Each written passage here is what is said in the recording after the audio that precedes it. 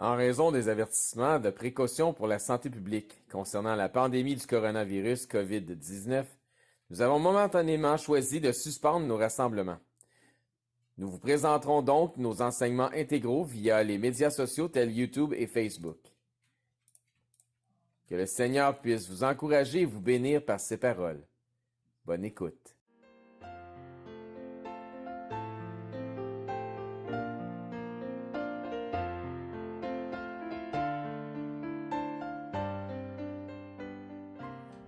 Bonjour, bienvenue à ce dimanche, amis et membres de l'Église baptiste centrale de la Rive-Sud de Saint-Hubert. Donc j'avais grand espoir et j'étais très optimiste de croire que avec les mesures qui tomberaient pour ce qui est du couvre-feu, qu'on pourrait retrouver un retour aux choses normales dans l'Assemblée, mais non. Semble-t-il que le couvre-feu n'est plus. Mais c'est le lieu de rassemblement demeure fermé à toute activité, sauf encore une fois pour activité soit de maintenance, de conciergerie ou d'administration. Aujourd'hui, on va parler de perception ou de vérité, qui est en fait le titre du message d'aujourd'hui. Le titre Perception ou vérité. Et on retrouve notre passage dans Genèse. En fait, ce qu'on va faire, c'est qu'on va faire du saut de versets. On va lire quelques versets. Après ça, on va sauter quelques versets. On va faire ça 2 fois comme ça. On va faire 2 bons de versets. Et dans Genèse, au chapitre 37. Perception ou vérité. Genèse, chapitre 37. On lit là à partir du verset 13. Ça nous dit: Israël dit à Joseph: Tes frères ne font-ils pas paître le troupeau à Sichem? Viens, je veux t'envoyer vers eux. Et il répondit: Me voici. Israël lui dit: Va, je te prie, et vois si tes frères sont en bonne santé. Donc dans ce temps-là, il n'y avait pas de cellulaire, bien évidemment. Et si le troupeau est en bon état, et tu m'en rapporteras des nouvelles. Il l'envoya ainsi à la vallée d'Hébron. Et Joseph alla à Sichem. Un homme le rencontra comme il errait dans les champs et le questionna en disant: Que cherches-tu? Joseph répondit: Je cherche mes frères, dis-moi, je te prie, où ils font paître leur troupeau. Et l'homme dit: Ils sont partis d'ici, car je les ai entendus dire: Allons à Dothan. Joseph alla après ses frères et il les trouvait à Dothan. Ensuite, ça dit au verset 18, ils le virent de loin et avant qu'il fût près d'eux. Ils complétèrent de le faire mourir. Ils se dirent les uns à l'autre: Voici le faiseur de songes qui arrive. Donc, ils étaient méprisés à cause de ça, à cause des songes qu'il faisait, qu'il leur racontait. Verset 20. Venez maintenant, tuons-le et jetons-le dans une des citernes. Nous dirons qu'une bête féroce l'a dévoré. Et nous verrons ce que deviendront ces songes. Maintenant, sautons au verset 26. Donc, on va lire 26, 27, 28. Ça dit là: Alors Judas dit à ses frères: Que gagnerons-nous à tuer notre frère et à cacher son sang? Venez, vendons-le aux Ismaélites. Et ne mettons pas la main sur lui, car il est notre frère, notre chair, et ses frères l'écoutèrent. Au passage des marchands madianites, ils tirèrent, les firent remonter Joseph de la citerne, et ils le vendirent pour 20 cycles d'argent aux Ismaélites, qui l'amenèrent en Égypte. Maintenant, nous allons sauter au verset 31, nous allons lire 31 à 35. Ensuite, ça dit, verset 31, Ils prirent alors la tunique de Joseph, et ayant tué un bouc, ils plongèrent la tunique dans le sang.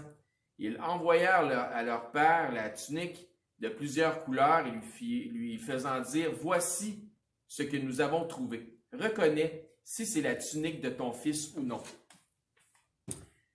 Jacob l'a reconnu et dit: C'est la tunique de mon fils.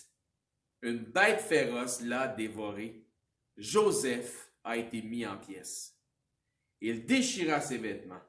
Il mit un sac sur ses reins et il porta longtemps le deuil de son fils. Tous ses fils et toutes ses filles vinrent pour le consoler, mais il ne voulut recevoir aucune consolation. Il disait: C'est en pleurant que je descendrai vers mon fils au séjour des morts, donc croyant définitivement que son fils était mort. Il pleurait son fils. Donc, Prions. Père Céleste, merci pour toute l'abondance des bontés que déversées sur nous.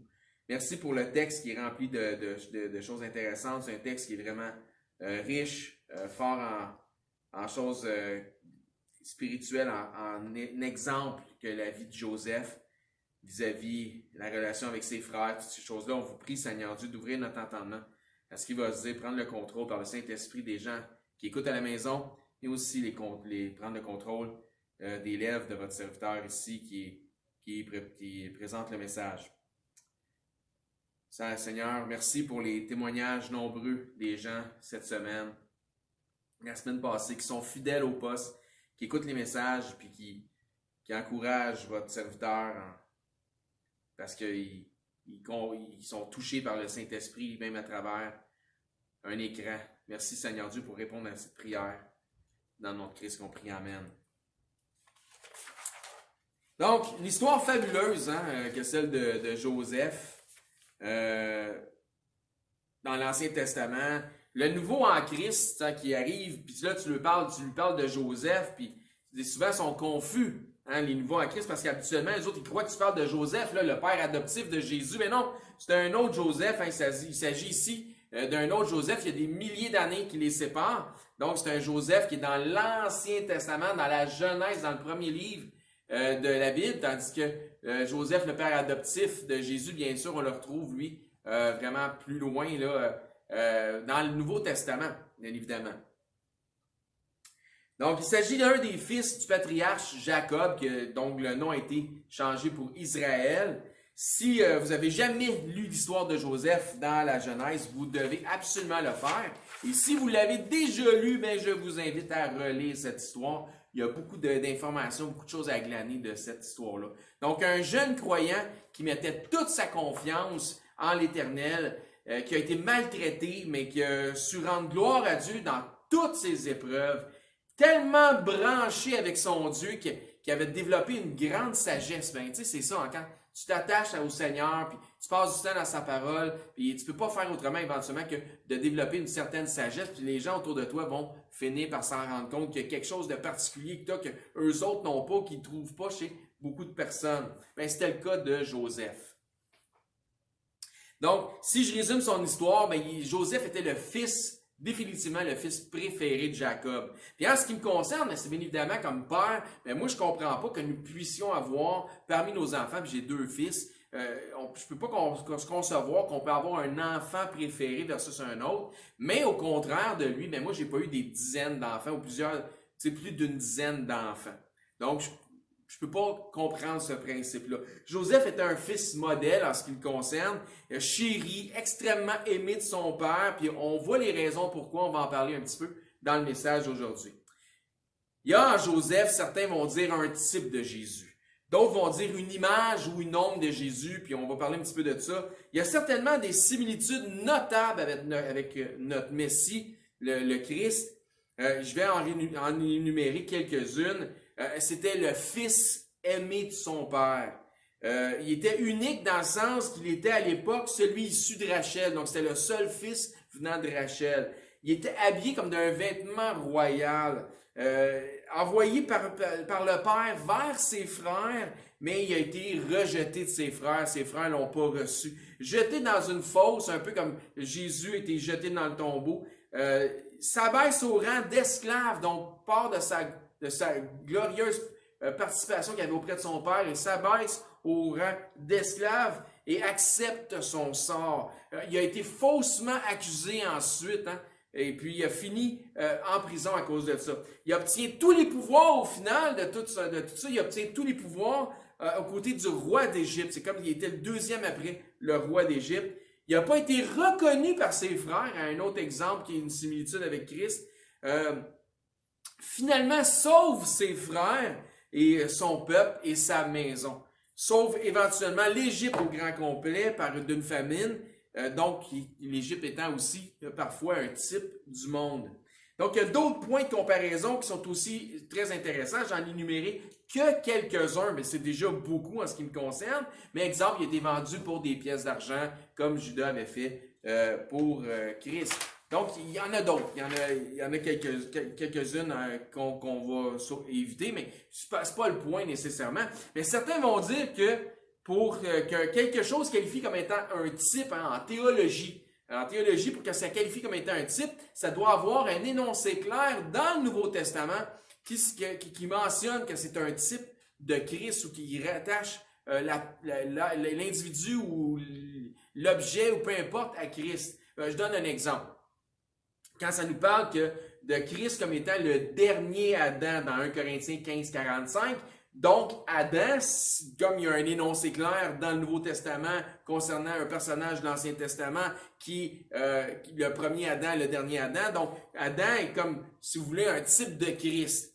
Mais il n'y a pas spécifiquement de spécification de Nouveau Testamentaire sur les similitudes qui sont plus que frappantes, comme je les ai énoncées, entre Joseph et Jésus. On ne voit pas ça dans les Écritures, dire Joseph est comme Jésus, Jésus est comme Joseph. On ne voit pas ça de façon claire. Mais on voit tellement de similitudes frappantes qu'on peut en tirer une conclusion. On ne peut pas officiellement dire de Joseph en théologie qu'il est un type de Christ. Dans la théologie d'homme, peut-être pas, mais dans le gros bon sens des choses, on peut dire que Joseph est type de Christ. Et je m'explique. On peut s'attacher aux dogmes, aux traditions, aux narratifs collégiales, bibliques, etc. Mais à la fin, ceux qui déterminent ce qui est un type, puis ce qui ne l'est pas, ben, ce sont les hommes. Donc, ça devient un petit peu de l'hommerie dans ce sens-là. Je trouve que le terme, pour ce que le terme représente, dans son sens, selon un peu sa définition, c'est un type qui veut donc dire tel que.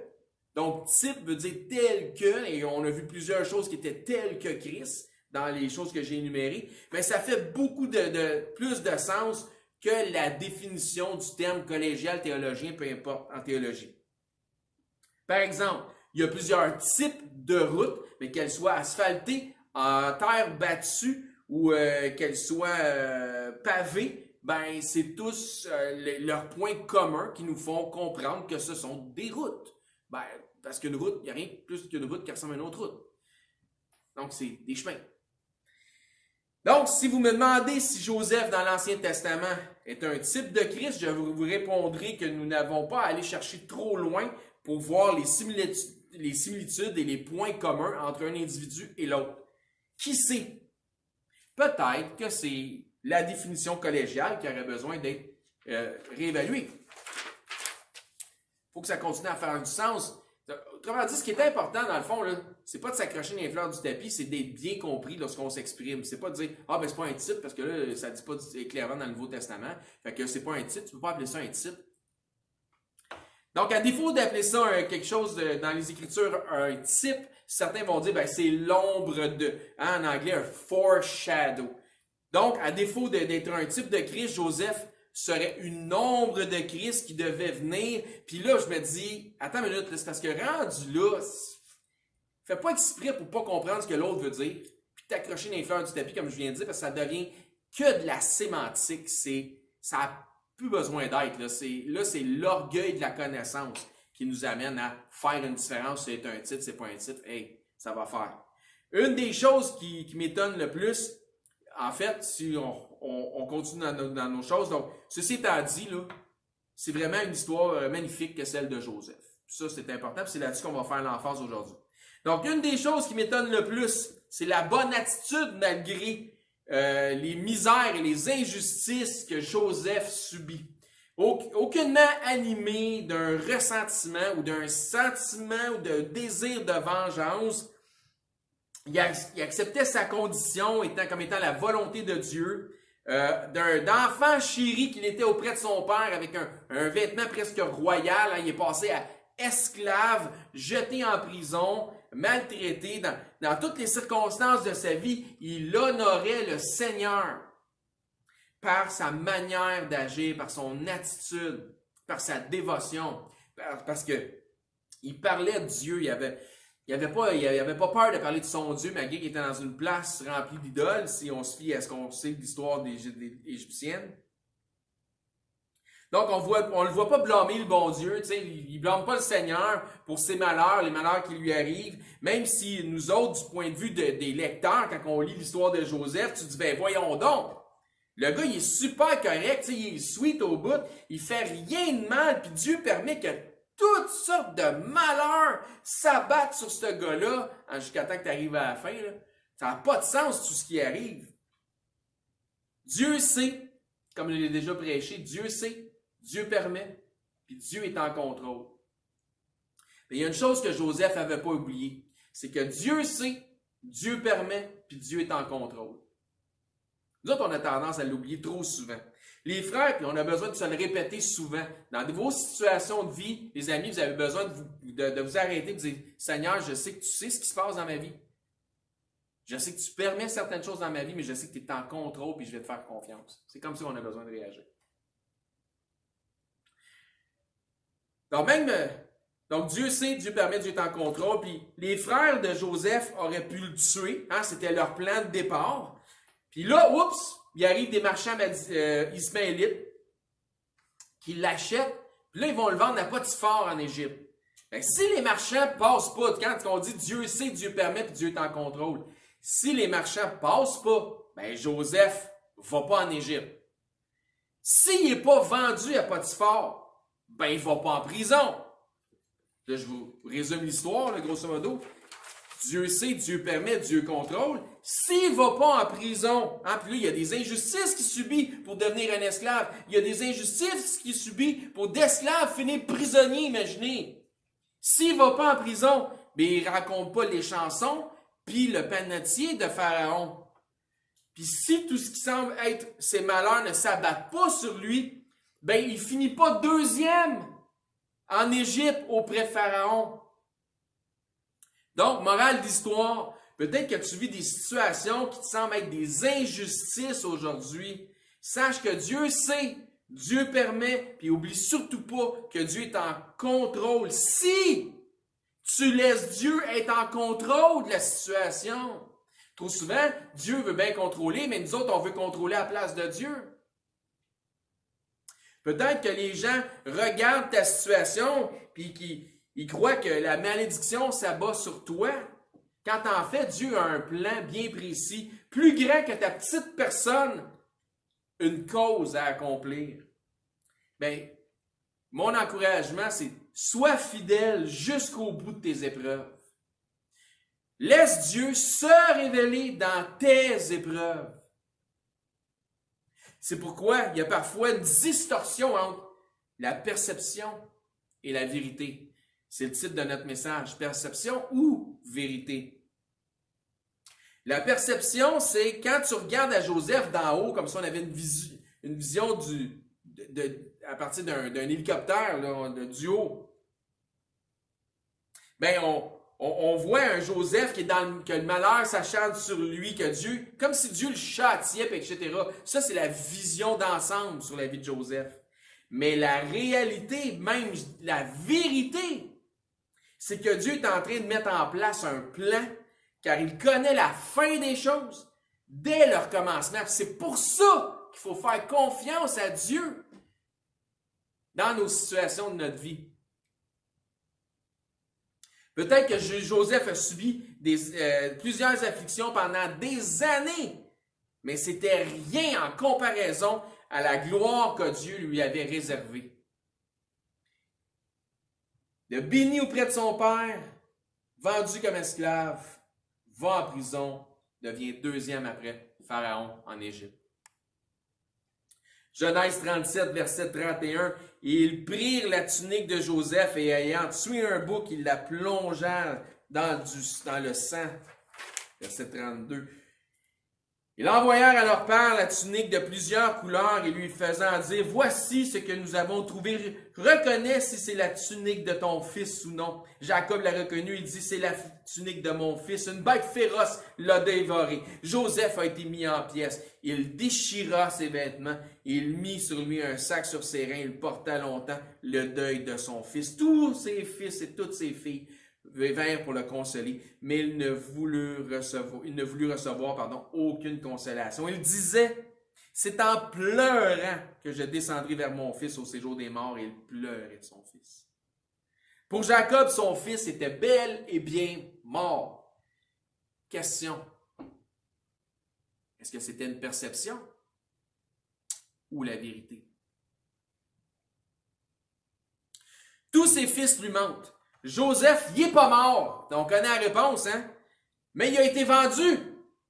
Mais pour Israël, sa réalité à lui, c'est que son fils, il est mort. Mais sa réaction, lorsqu'on lui annonçait des années plus tard que Joseph était encore en vie, imaginez, c'était quoi? Dans Genèse 45, 25, ça dit là, ils remontèrent de l'Égypte et ils arrivèrent dans le pays de Canaan, auprès de Jacob, leur père. Donc, les mêmes fils qui lui ont menti pendant des années au sujet de la mort de son fils Joseph, de leur frère, ils lui dirent, Joseph vit encore. Les mêmes menteurs disent à leur père, ton fils Joseph est encore en vie. Et même que c'est lui qui gouverne le pays d'Égypte. Mais le cœur de Joseph resta froid parce qu'il ne les croyait pas. Imagine, pendant des années, tu as de la peine, tu penses à ton fils qui est mort. Tu vis un deuil. Ta réalité, c'est qu'il est mort. Tu ne peux pas imaginer que tes enfants t'auraient menti là-dessus. Une affaire aussi atroce. Tu le crois. C'est ta réalité. Parce que c'est ta perception des choses. Puis là, on vient t'annoncer, il n'est pas mort. Il est encore en vie. Attends une minute. Bien mieux que ça. C'est le premier ministre de l'Égypte. C'est quoi les odds? C'est quoi les chances? Mettez-vous à la place du bonhomme. T'y crois pas? L'histoire est incroyable. Donc, mais le cœur de Jacob restait froid. Il ne les croyait pas. Donc, sa perception de sa réalité était tellement forte qu'il ne voulait pas les croire. Verset 27. Ils lui rapportèrent toutes les paroles que Joseph leur avait dit. Non, ils vont essayer de donner des preuves, des démonstrations. Qu'est-ce qu'ils disent, c'est vrai. Hein? Un peu comme la tunique pleine de sang. Là, Joseph, il vit les chars que Joseph avait envoyés pour les transporter. Attends une minute, là. Il y a quelqu'un qui en arrête de ça, qui a la richesse puis le pouvoir d'envoyer des chars pour nous transporter. C'est alors que l'esprit de Jacob, leur père, se réanima. L'esprit de Jacob se réanima. Le pauvre bonhomme, il était mort en dedans. Une partie de lui-même était morte en même temps qu'il avait appris la mort de son fils. Verset 28. Israël dit, c'est assez. Joseph, mon fils, vit encore. Et j'irai et je le verrai avant que je meure. Donc, toutes les années à vivre un deuil pour une personne encore en vie. Jacob avait 130 ans quand il est arrivé en Égypte, le cœur rempli d'amertume. Il venait de retrouver Joseph, mais il venait aussi de comprendre qu'il avait été berné par ses propres fils pendant des années qui ont maintenu le mensonge. Genèse 47, 7. Joseph fit venir Jacob son père et le présenta à Pharaon. Et Jacob bénit Pharaon. Verset 8. Pharaon dit à Jacob, quel est le nombre des jours, des années de ta vie, aussi connu sous quel âge as-tu? Okay? Donc, verset 29, Jacob répondit à Pharaon, les jours des années de mon pèlerinage sont de 130 ans. Les jours des années de ma vie ont été peu nombreux. 130 ans. Et mauvais, ça c'est le point. Et ils n'ont point atteint les jours des années de la vie de mes pères durant leur pèlerinage. Donc, c'est vrai qu'il y avait, les gens vivaient plus vieux dans le temps, puis il y avait une dégénérescence qui se faisait depuis le déluge. Donc, il parle ici d'un pèlerinage. Son pèlerinage, le pèlerinage de ses pères. Jacob se savait seulement de passage sur cette terre. J'ai comme l'impression que le bonhomme avait hâte d'en finir, que Dieu le ramène à la maison. Il a dit de sa vie que les jours de sa vie ont été mauvais. On peut lire beaucoup sur la vie sur la vie de Jacob dans la Genèse. Il commence déjà sa vie avec une étiquette de supplanteur. Il rivalise contre son frère jumeau. Il se fait avoir par son oncle et son beau-père aussi, c'est la même personne, en échangeant plusieurs années de sa vie en labeur pour sa femme Rachel. Termine avec 2 épouses, il se fait avoir parce qu'il veut Rachel, finalement il obtient Léa, puis là il faut qu'il travaille encore pour avoir Rachel. Il finit avec Léa, Rachel, 2 concubines, dans lesquelles la chicane est toujours pognée, il y a tout le temps de la rivalité, donc il combat contre Dieu éventuellement, parce que il combat contre Dieu, parce que c'était pas mal ça son problème. Puis Dieu il touche à la hanche, l'ange de l'Éternel le touche à la hanche et il devient boiteux. Il perd son fils, son fils préféré, puisqu'il était le fils unique de Rachel, que Rachel lui avait enfanté. Le seul fils que lui aurait eu à l'époque, puisque Benjamin n'était pas encore né, n'était pas encore venu au monde. C'est ce fils qu'il aurait eu si son plan d'avoir Rachel aurait bien fonctionné. Donc, le plan de vie de Jacob, il a complètement échoué. Ça faisait 130 ans, puis ça allait pas bien, son affaire. À un certain moment de sa vie, lui, tout ce qu'il souhaitait, c'était de faire sa vie avec Rachel. Peut-être que dans votre vie, vous aussi, vous aviez des plans de départ, puis que Dieu n'a pas permis que ça aille dans le sens que vous vouliez, il a permis, que ça prenne une autre tournure. Peut-être qu'à cause de ça, vous aussi, vous avez l'amertume dans le cœur. Parce que les plans que vous aviez pour votre vie, ne sont pas arrivés comme les plans que vous étiez faits. Dieu n'a pas permis. Et je vous dirais, soyez pas amers contre celui qui permet aux aspects de votre vie de prendre leur forme. Pour le répéter encore une fois, Dieu sait, Dieu permet et Dieu est en contrôle. Mais dans cet aspect, des fois, ce que Dieu permet, c'est simplement qu'on récolte ce qu'on sème. Puis ça, il faut l'accepter, il faut se responsabiliser dans ce sens-là. Ce sont les résultats de nos erreurs, de nos manques de jugement, de nos manques de discernement, le résultat de nos gaffes, de notre entêtement, parfois de notre orgueil, de notre désobéissance, etc. Puis il faut se responsabiliser puis l'accepter. Mais lorsque nous sommes enfants de Dieu, c'est une bonne chose que de récolter ce qu'on sème parce que le châtiment par amour de la part de Dieu, ce qu'il a à notre égard, ça nous est imposé. Puis c'est une bonne chose. Ça manifeste qu'on est vraiment son enfant. Rien n'est sans conséquence. La finalité, c'est que Dieu va arriver à ses fins malgré nos désobéissances, car Dieu a le pouvoir de composer avec nos erreurs. Des erreurs, nous allons tous en faire. Les patriarches ont fait des erreurs. Les plus grands du Saint-Livre, Moïse, David, Jonas, par exemple, ont tous fait des erreurs. Les apôtres ont fait des erreurs. On voit ça dans l'Acte des apôtres, on voit plein de choses. Mais le plan de Dieu s'accomplit quand même. Parce que Dieu sait, Dieu permet, mais Dieu contrôle.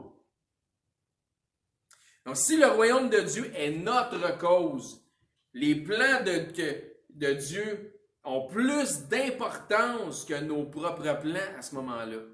C'est un peu la vision de Joseph, puis on va voir ce qu'il va dire là-dessus vers la fin du message.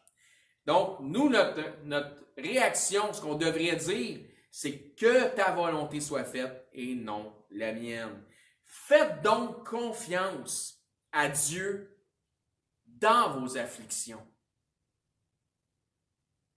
Restez joyeux dans le Seigneur. Ouais, mais je vis des afflictions. Reste joyeux pareil! Sachant que votre perception du moment, ce qui vous semble comme étant la réalité là, pour l'instant, a peut-être rien à voir avec la vérité du plan que Dieu est en train d'accomplir. Demandez donc à Dieu dans vos prières de vous montrer vos mauvaises perceptions. Je répète, demandez à Dieu en priant qui puisse vous montrer, vous démontrer si vous n'avez pas des mauvaises perceptions, qui forment en quelque sorte une réalité pour vous, mais qui n'a rien à voir avec la vérité du plan qui est en train d'accomplir dans votre vie. Demandez donc à Dieu en prière qu'il vous aide à comprendre le tableau plus grand que votre petite personne, plus grand que vous-même, qui est en train de peindre, même à travers vos tribulations, qu'il permet. Demandez donc à Dieu qu'il vous donne la paix sur les perceptions de votre passé. Parce que vos perceptions, qui ont jusqu'à présent forgé votre réalité, sont peut-être très éloignées de la vérité du plus grand plan de Dieu. Faites confiance à Dieu, puis à ce qu'il dit dans sa parole, puis à son plan. Demandez à Dieu qu'il vous montre tout le bien qu'il a sorti de vos misères. Hein?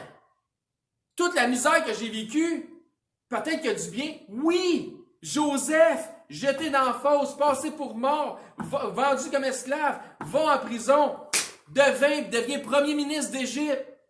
De toutes ces misères est sorti le meilleur.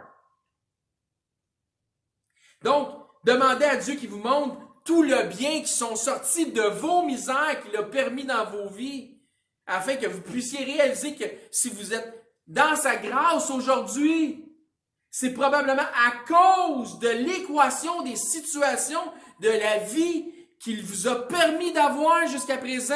1 plus 1 plus 1 plus 1 plus 1 plus 1, puis ça a donné ça. Puis aujourd'hui, à cause de ça, je suis sauvé. Mais si je n'avais pas passé par ça, il semble être misérable. Je ne serais pas venu à confesser son Fils comme Seigneur et Sauveur. J'aurais pensé que j'aurais été autosuffisant. Mais à cause de toute cette vie de misérable, mon passé qui devait rester où ce qui est, j'en suis venu à dire j'ai besoin d'un Père céleste dans ma vie. Quelqu'un qui va m'accueillir à bras ouverts. Puis j'ai confessé son Fils comme Seigneur et Sauveur.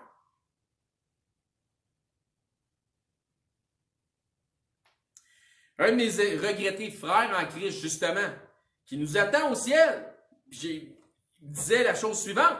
Si tu veux faire rire le bon Dieu, pense-y donc les plans que tu as pour ta vie.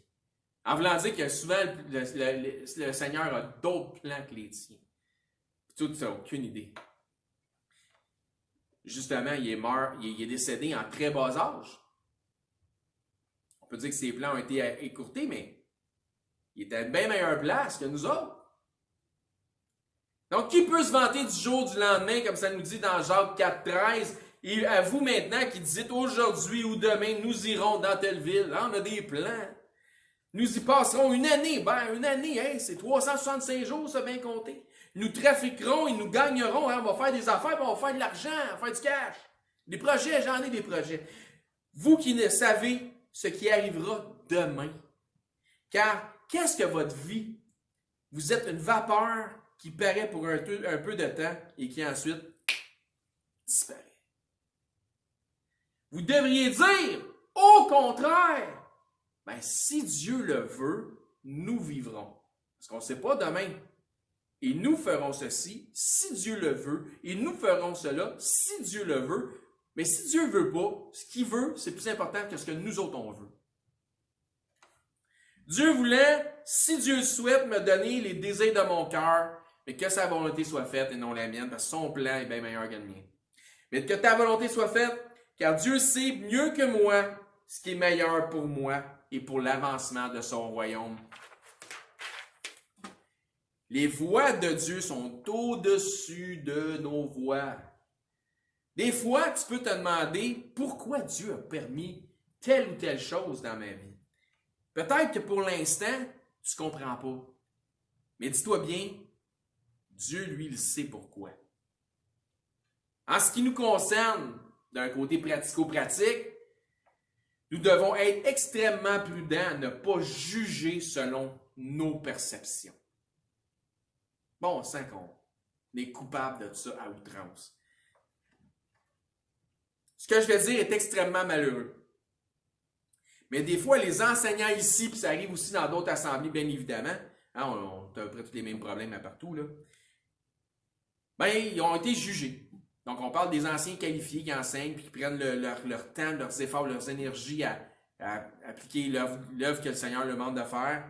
Ils ont été jugés par des gens qui se disent la famille de Christ, puis on le croit, basés seulement sur des perceptions. Même pas sur des oui-dire, ou sinon un oui-dire basé sur une perception, sur la perception d'une personne ou la perception d'une autre personne, mais basé sur des perceptions et non sur la vérité.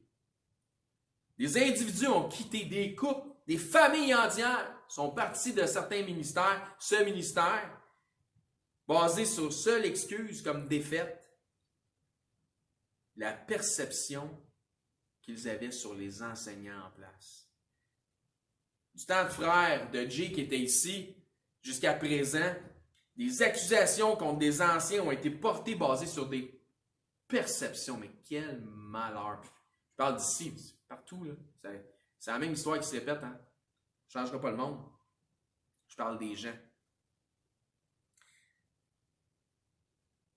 Du genre, tu sais, des perceptions du genre, tu sais. Moi, j'ai l'impression que... Ben, c'est une impression.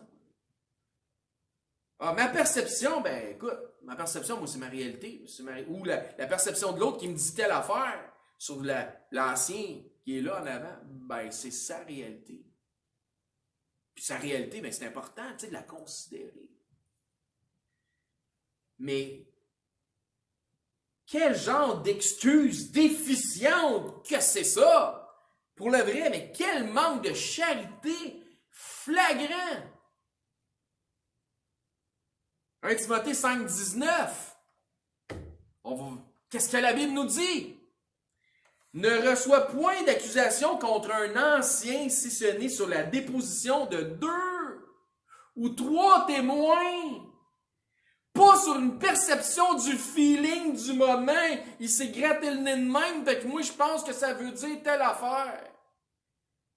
Moi, quand il parle, il y a comme je ressens quelque chose. Ma perception, c'est ma réalité. Puis je vais juger la personne sur ma perception parce que c'est ma réalité. Pour le vrai, c'est complètement déficient. Imaginez une accusation basée sur des perceptions et non sur des faits. C'est qui le coupable dans ce temps-là? L'accusé ou l'accusateur? L'accusateur, voyons donc! Ta perception, c'est peut-être ta réalité du moment dans ton imaginaire. Mais ta fameuse réalité a peut-être rien à voir avec les faits et la vérité. On va être du discernement, les amis. Demande donc à Dieu de te donner justement du discernement pour faire la différence entre tes perceptions qui pourraient, tout comme Jacob, t'amener à vivre une vie qui croit dans un mensonge pour finalement te rendre compte bien trop tard que tu étais complètement à côté de la plaque. Perception, réalité ou vérité? Qu'est-ce que nous devrions rechercher? Des excuses qui matchent nos perceptions, hein, qui s'accordent avec nos perceptions. Fait que c'est notre réalité. Des perceptions basées sur des feelings, hein, qui nous font forger une fausse réalité? Ou devrions-nous nous assurer de marcher dans la vérité, selon la vérité? Perception, réalité ou vérité? Il faut faire un choix, là. Pour les frères de Joseph, quand ils l'ont trouvé, ils croyaient qu'il était le premier ministre d'Égypte. Ils ne le reconnaissaient pas. Hein, c'était plus le petit gars là, qui avait vendu, qui était accoutré il était maintenant accoutré comme un Égyptien. Il parlait l'Égyptien. Il y avait un grand statut social en Égypte. Leur perception faussait la réalité. Ils ne reconnaissaient pas leur frère. C'était impossible pour eux autres. Mais voici la vérité qui éclate au grand jour, dans Genèse 50, au verset 19. Joseph leur dit, « Soyez sans crainte, car suis-je à la place de Dieu. » Soyez sans crainte, car suis-je à la place de Dieu. Suis-je à la place de Dieu, voulant dire, Dieu a permis, Dieu savait, Dieu a permis, puis Dieu est en contrôle. Puis Dieu permet, Dieu sait, Dieu est encore en contrôle. Donc, c'est ce qu'il voulait dire en disant, suis-je à la place de Dieu? Vous aviez médité de me faire du mal. Dieu a permis. Dieu l'a changé en bien. Parce que Dieu sait puis Dieu contrôle. Puis pourquoi? Pour accomplir ce qui arrive aujourd'hui, pour sauver la vie à un peuple nombreux. Des fois, la réalité dépasse notre perception. Vous aviez médité de me faire du mal. Dieu l'a changé en bien. Peu importe ce que tu vis présentement, Dieu est en contrôle. Perception, réalité ou vérité. Voici comment nous allons achever notre sermon de ce dimanche. Les retrouvailles de Jacob et de son fils, qu'il a retrouvé comme grâce à une sorte de résurrection. Oups! Une autre similitude avec Jésus. Il avait dit qu'il y en avait d'autres. Dans Genèse 46, verset 29. Joseph attela son char et il monta pour aller à Goshen. Et à la rencontre d'Israël, son père, dès qu'il le vit, il se jeta à son cou et pleura longtemps sur son cou. Israël dit à Joseph, que je meure maintenant puisque j'ai vu ton visage et que tu vis encore. Donc, il n'était pas mort. Jacob est passé de la perception erronée, qui était sa réalité, à une autre réalité qui était celle de la vérité. Puis c'est ce qu'on devrait chercher, les amis. Pas des perceptions puis des feelings, puis la perception c'est ma réalité, puis comme si c'était une excuse, puis on pouvait faire ce qu'on veut avec ça. Mais on devrait marcher selon la vérité. Conclusion. Avez-vous ou êtes-vous coupable d'avoir commis des injustices, que ce soit contre des frères ou contre peu importe qui, en ayant émis un jugement basé simplement sur des perceptions ou en ayant écouté les perceptions de quelqu'un d'autre? Avez-vous basé vos jugements sur des anciens qualifiés, des gens qui enseignent sur la réalité d'une perception ou sur la vérité, les vrais faits, là, selon un bon discernement spirituel et charitable? Posez-vous la question. Rentrez en vous-même, réfléchissez. La réalité et la vérité est que si vous n'avez pas confessé Jésus-Christ comme votre Seigneur et Sauveur, un jour, vous allez faire face à un jugement. Ça, c'est la réalité et la vérité. Un jugement pour vos iniquités.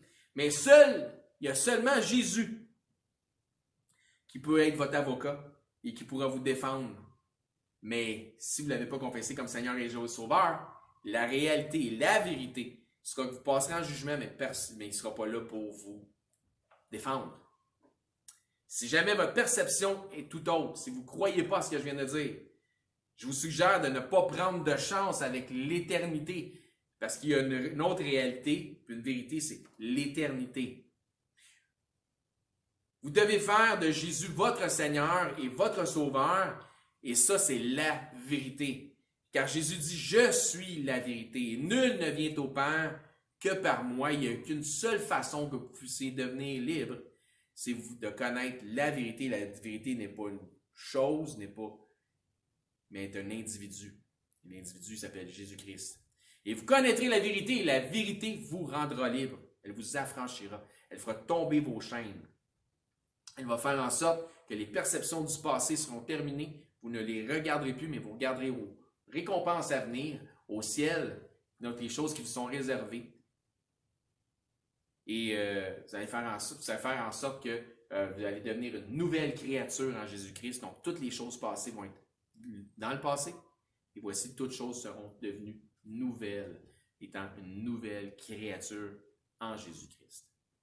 Sur ce, les amis, merci d'avoir été attentifs au message d'aujourd'hui qui s'appelle Perception ou vérité. Et je vous invite encore une fois à rester fidèles aux messages qui sont diffusés pour que quand les choses vont revenir dans leur bon sens, qu'on puisse revenir dans l'Assemblée et avoir aussi tout le monde est au diapason sur l'enseignement qui a été promulgué. Donc, on va avoir tout le monde les mêmes, on va toujours tous ensemble avoir reçu les mêmes fondements. Donc, on va pouvoir tous grandir en Christ, croître en Christ ensemble, dans l'unité. Et je vous exhorte à méditer ce que vous avez entendu, laissez le Seigneur vous impressionner avec ça et de mettre la parole de Dieu en pratique. Si Dieu vous a convaincu de quelque chose, si Dieu vous a convaincu de faire une action, de prendre une action, de faire un changement, ou d'arrêter une chose et d'en commencer une nouvelle peut-être, eh bien, faites-le. Obéissez à ce que le Seigneur vous dit maintenant. Prions. Merci Seigneur Dieu pour des messages comme celui-ci qui sont puissants, Seigneur, mais qui révèlent les cœurs. Demande Seigneur Dieu de convaincre tous ceux qui écoutent des choses qu'ils ont à changer dans leur vie entre leur perception, qui était peut-être une fausse réalité, versus qu'est-ce que la vérité peut vraiment être. Qu'on puisse demander pardon et se repentir de nos mauvaises actions. Que lorsqu'on a prêté l'oreille à des faux témoignages basés sur des perceptions, lorsqu'on a fait des jugements basés simplement sur des perceptions, alors qu'on ne voulait pas aller au fond des choses pour connaître la vérité, puis qu'on ne voulait pas se dire la vérité dans la charité, mais qu'on préférait partir avec nos perceptions qui faisaient notre affaire pour simplement justifier nos voies. Merci Seigneur de faire de nous de nouvelles créatures, de faire en sorte que le passé reste dans le passé, puis que vous nous donnez des promesses qui font en sorte que par l'espérance, on peut regarder en avant les prix, les récompenses à venir, parce qu'on sait que vous êtes partis nous préparer une place. Merci pour toutes ces choses, dans le nom de Jésus. Amen. À dimanche prochain. Bonne semaine.